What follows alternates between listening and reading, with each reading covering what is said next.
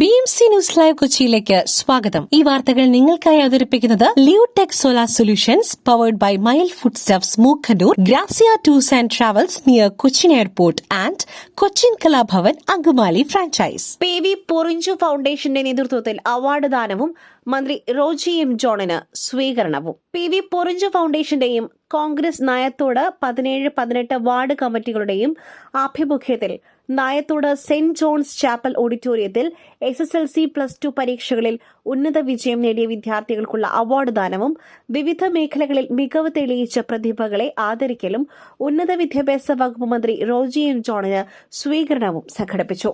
Ward councillor Densy ടോണിയുടെ അധ്യക്ഷതയിൽ ചേർന്ന യോഗത്തിൽ കൺവീനർ ലൈജു ഇറ്റൂപ്പ് സ്വാഗതം ആശംസിച്ചു. അസിസ്റ്റന്റ് പ്രൊഫസർ അമ്പിളി ശ്രീനി വിദ്യാർത്ഥികൾക്കായി കരിയർ ഗൈഡൻസ് ക്ലാസ് നയിച്ചു. അങ്കമാലി നഗരസഭ ചെയർപേഴ്സൺ റീത്ത പോൾ സ്വീകരണ യോഗം ഉദ്ഘാടനം ചെയ്തു. മുൻ MLA PJ ജോയ് മുഖ്യപ്രഭാഷണം നടത്തി.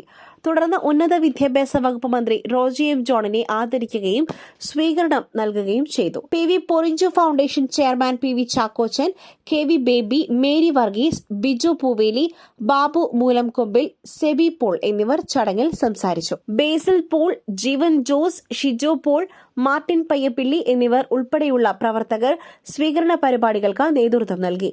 വിദ്യാഭ്യാസ മികവ് പുലർത്തിയ വിദ്യാർത്ഥികളെ അനുമോദിക്കുകയും സമൂഹത്തിലെ പ്രതിഭകളെ ആദരിക്കുകയും ചെയ്ത ചടങ്ങ് ശ്രദ്ധേയമായി. മറ്റൊരു വാർത്തയുമായി കണ്ടുമുട്ടുന്നതുവരെ നന്ദി, നമസ്കാരം.